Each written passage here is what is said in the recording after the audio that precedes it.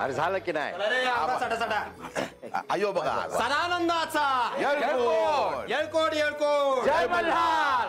सदानंदाचा येळकोट! येळकोट येळकोट जय मल्हार!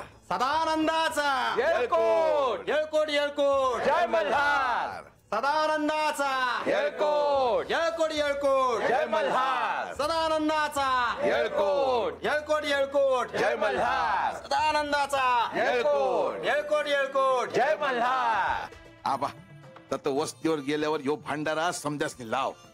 आता एकच सांगणं झालं म्हणायचं का? हा? अरे देवांचा आशीर्वाद आहे यो समध्यासनी मिळालाच पाहिजे. आबा अरे 2-3 दिवस राहिला असतं तर चाललं नसतं वय. अरे बर काय आबा तर वस्तीव तरी काय काम आहे तुला? नाही तसं नाही रांग्या. काय की आम्ही समध्या आलतो देवांचं दर्शन घ्यायला. हत जेजुरीत नवरात्रीत देवांचं दर्शन घ्यावलं. दुसरं काय पाहिजे? डोळ्यांचं पारणं पेटलं बघ. देवांचे आशीर्वाद मिळाले. लय झालं. हे काय आता? अरे वाटत खायला भाकऱ्या आहे ती भाजी बी हाय आणि ठेचा बी दिला आहे बर का. बानून स्वतःच्या हाताने बनवलं आहे समद. ठेवूया. ए पोरा येता बर झालं का समध्यांचं? चला निघूया. हा अजय येतो. हा बानू निघतो बर का. आबा अरे 4 दिवस आला सा लय बरं वाटलं बघ. वय बरे काय बानू बघ आम्ही समदे आता आलो. आम्हाला देवाचं दर्शन मिळालं ते तुझ्यामुळं. ही जेजुरी बघायला मिळाली ते तुझ्यामुळं. तुझे उपकार आहेत बघ आमच्या समद्यांवर. हा अरे आबा असं कशा पायी म्हणतो आहेस? यो तुझा मोठेपणा आहे पुरी. अगं तुझे लय लय उपकार आहेत आमच्या वस्तीवर. अरे नाही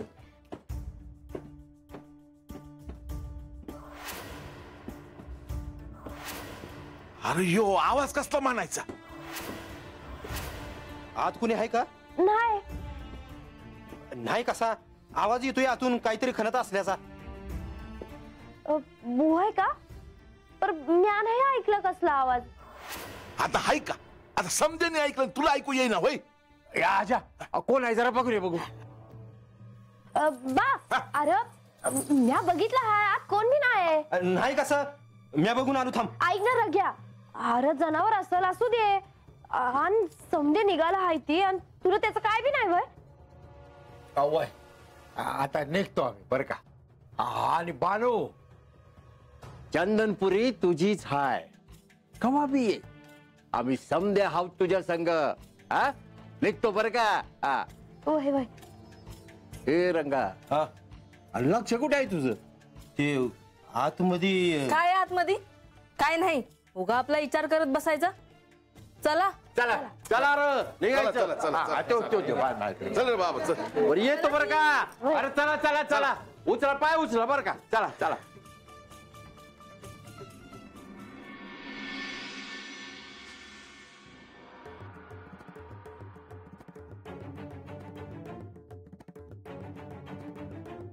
असं तुम्ही कधी आला?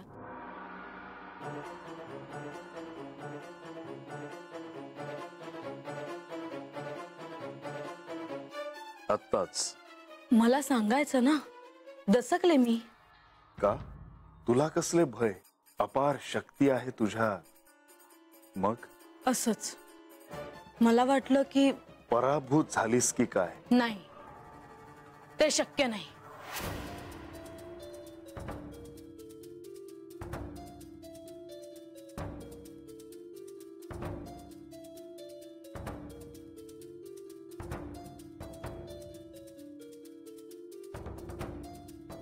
दान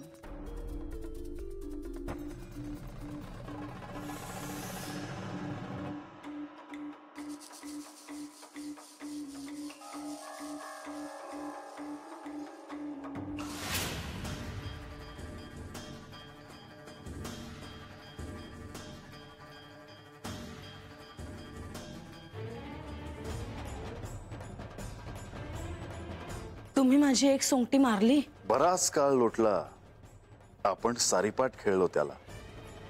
त्यामुळे काय डाव काय प्रतिडाव ह्याचा तुला विसर पडलाय.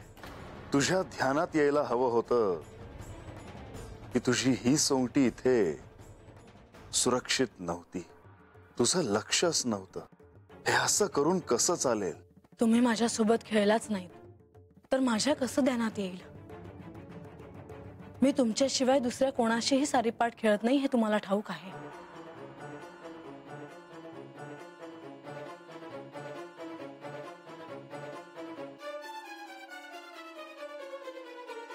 म्हाळसा,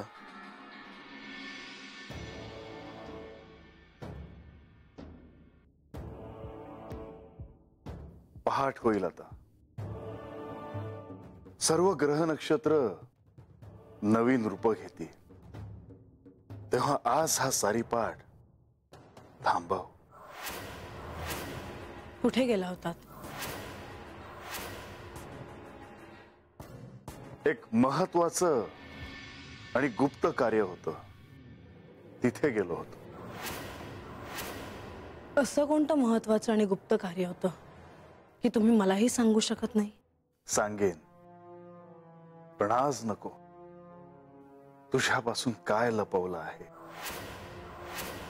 तुम्ही माझ्या पुढे अशी परिस्थिती उभी केली आहे की माझा प्रत्येक क्षण या सारीपाठात व्यापून जातो.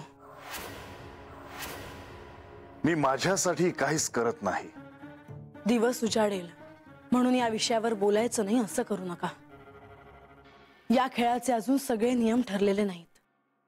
महत्वाचं म्हणजे या खेळाची तिथी ठरली नाही. हा खेळ तुला कधी अपेक्षित आहे? लवकरात लवकर. पण बानूला हा सारीपाठ शिकण्यासाठी तुला वेळ तर द्यायला हवा. मग माझ्या समोर सारीपाठाचा पर्याय का आणलात तुम्ही? दुसरं काहीतरी ठरवायला हवं होतं. आणि खरं तर दुसरा पर्याय नाही. आता माघार नाही. हा खेळ त्वरित व्हायला हवा. शांत हो म्हाळसा. नाही. कधी हा खेळ होतो आणि तिला पराभूत करून जेजुरीच्या बाहेर काढते असं झालंय मला. म्हाळसा, घाई करू नको. धीर धर.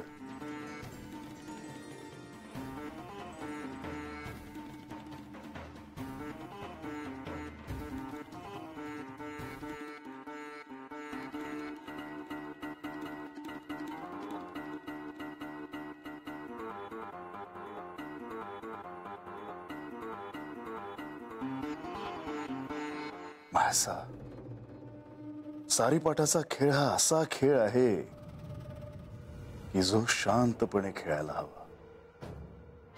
नाहीतर एखादी चुकीची चाल आणि संपूर्ण खेळ बिघडतो. तिला सहाय्य करणार आणि माझ्यासाठी खेळात तुम्ही काही करणार नाही. ज्या दिवशी तुम्हा दोघींमध्ये हा सारीपाठाचा खेळ होईल त्या दिवसापर्यंत तुम्हाला जे जे हवंय ते मागा, मी देईन. परंतु सारीपाठाच्या दिवशी मी तटस्थ राहीन. कोणताही हस्तक्षेप करणार नाही. जे घडायचं ते घडून देईन. असं असेल तर माझा विजय निश्चित आहे.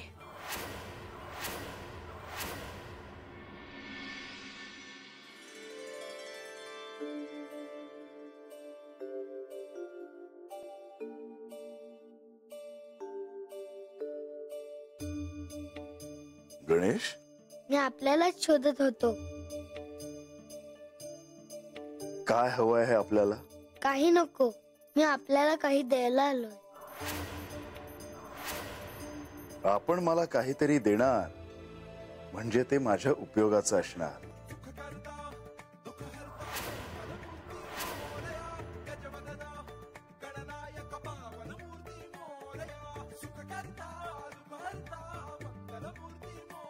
सारीपाठाचं दान? आपल्याला मातेने सारीपाठ दिला नाही हे मला ठाऊक आहे. आणि आपण तर बानूला सारीपाठ शिकवण्यासाठी चालला आहात. श्री गणेश, हळू बोला. भिंतीलाही कान असतात. आपण नवीन सारीपाट तयार करू शकता, पण माझ्याकडून ही भेट.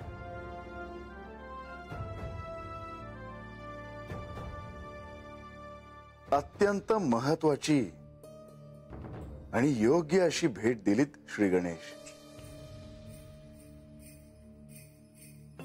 हा खेळ आपण का करतात हे मला ठाऊक आहे. होय, पण आत्ताच कुणाला सांगू नये, नंतर सर्वांना ते कळेलच.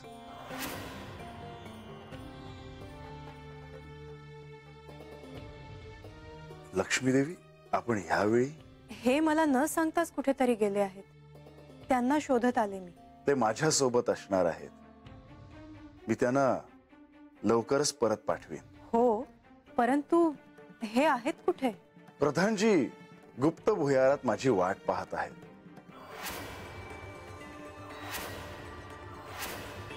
लक्ष्मी देवी, चिंता नसावी, मी त्यांना त्वरित पाठवतो. नाही, तसं काही नाही. तुम्ही बानूकडे चालला आहात का? होय, ते मला आतपर्यंत सोडतील आणि परत फिरतील. मला तर हीच काळजी आहे की म्हाळसाच्या दृष्टीस ते भुयार पडू नये. आणि त्यातून जर ह्यांना भुयारातून बाहेर येताना म्हाळसाने पाहिलं तर काय होईल ह्याची कल्पना न केलेलीच बरी. लक्ष्मी देवी, जर अशीच वेळ आली तर त्याचे दायित्व माझे. चिंता नसावी. परंतु नंतर येणाऱ्या परिस्थितीला आपल्यालाच सामोरं जावं लागेल. मी असताना आपण त्याचा विचार करू नये. बरं, या आपण.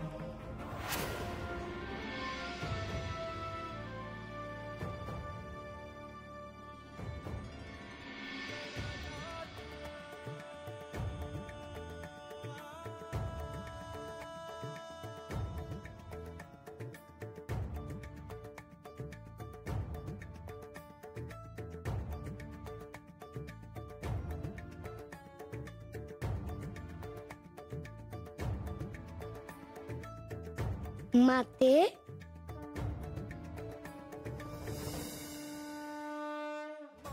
ये गणेश.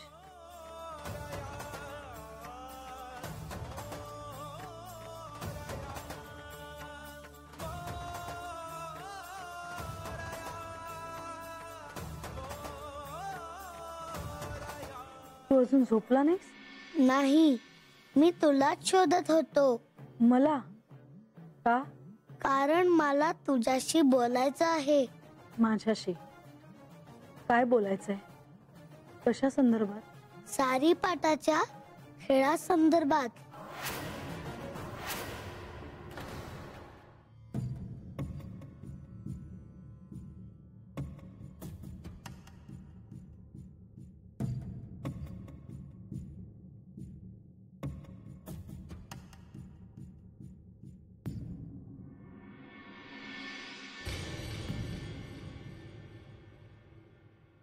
देवा, असे का थांबलात?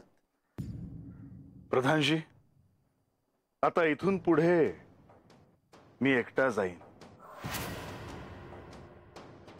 देवा, मी तुम्हाला भुयाराच्या अंतिम द्वारापर्यंत सोडून येतो. माधवा, किती कष्ट घ्याल? देवा, मला ठाऊक आहे की ह्या अवतारात तुम्हाला अपार कष्ट घ्यावे लागतायत.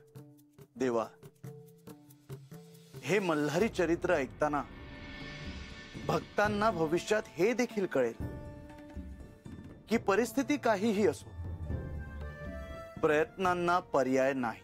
प्रधानजी, आपण हा सारीपाटाचा जो काही घाट घातला आहे त्याचे नेमके प्रयोजन काय आहे हे नंतर सर्वांना कळेल. पण तोपर्यंत हे असे भुयारातून जाणे आणि बानूला सारीपाटासाठी तयार करणे भाग आहे. देवा, आपण योजलेले कार्य सफल होणारच आहे, परंतु हा खेळ आदिशक्ती खेळणार आहे, त्यामुळे आपल्याला सावध राहायला हवं. प्रधानजी, मी त्याची काळजी घेतो आहे. मी तिला शांत ठेवण्याचा प्रयत्न करत आहे. तसं असेल तर काहीच चिंता नाही. केशवा, आता आपण विश्राम करावा. या तुम्ही आता. येतो देवा.